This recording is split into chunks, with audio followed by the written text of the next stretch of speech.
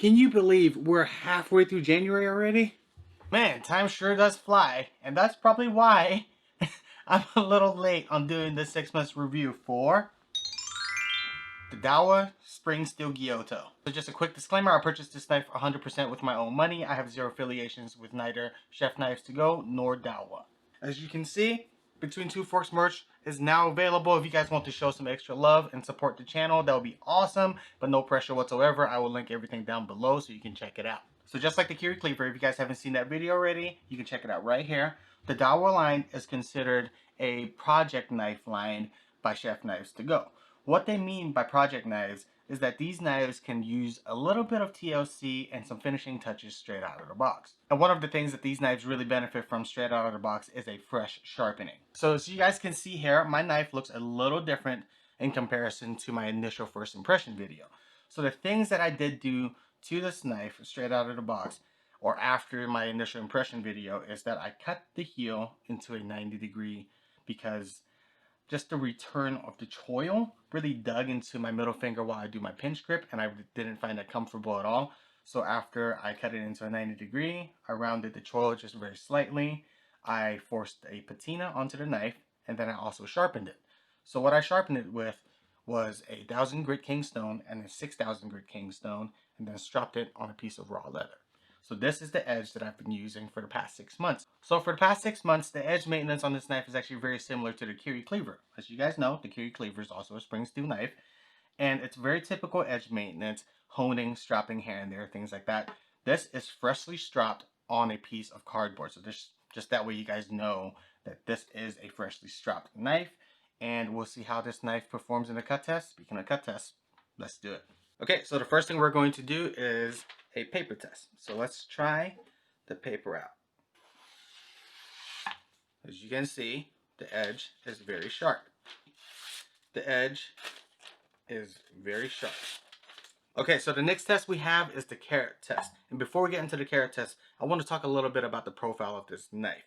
So for the past 6 months I've been using this knife, I realized that the profile of this knife is not very traditional. What I mean by traditional is that most traditional Gyutos have a lot more flatter profile in comparison.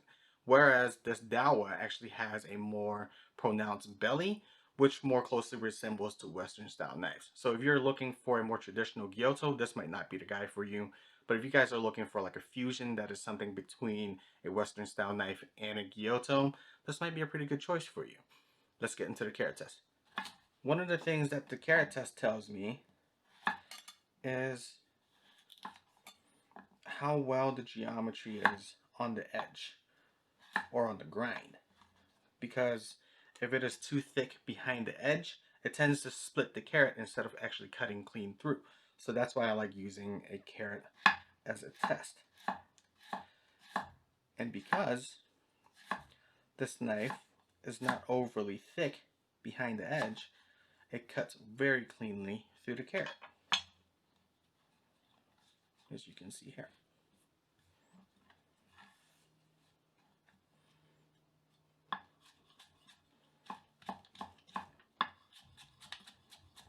So with the Western style belly, you can see that you can rock a lot better with this knife in comparison to a traditional Gyuto.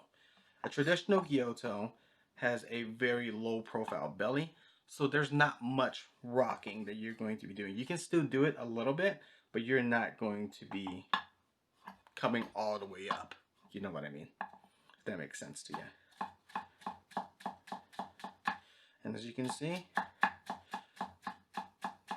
the knife performs really, really well. Okay, so let's go ahead and move on to feedback, pros and cons of this knife.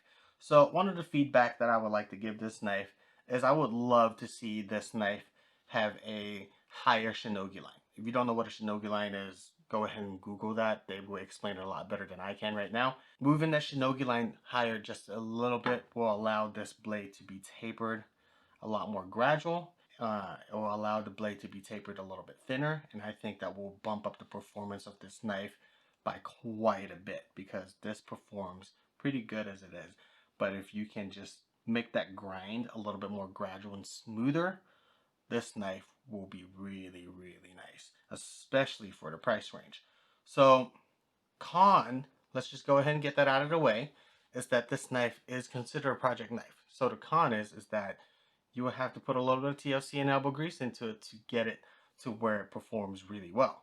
But once you get it to perform really well, it stays there for quite a while. As you can see, the knife performs really well after 6 months.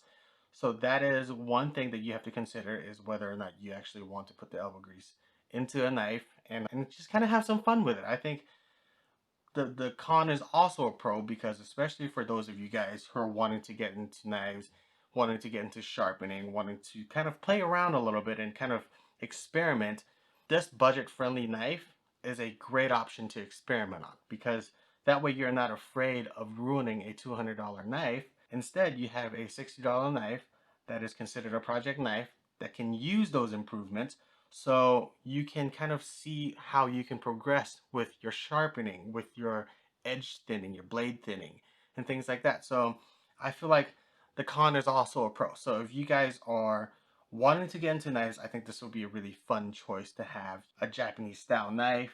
Get into sharpening. It's a high carbon steel, which is a really easy steel to sharpen. Spring steel is a very easy steel to sharpen, so it's very forgiving. So I think those are some of the pros of this knife. For me personally, the pros outweigh the con, but like I said before, if you don't want to put in the elbow grease, this might not be the knife for you. But for those of you guys who are looking for a budget option and things like that, this would be a really fantastic choice. Alright, so this wraps up the 6 months check-in on the DaoVua Spring Steel Gyuto, and I hope you guys like it. My rice just got done cooking, so I'm about to go eat dinner with the family. But like I said, I hope you guys like the video. If you guys do like it, please hit that like button, hit that subscribe button. It will mean the world to me. It'll help me support all of this madness, and I will see you guys next week.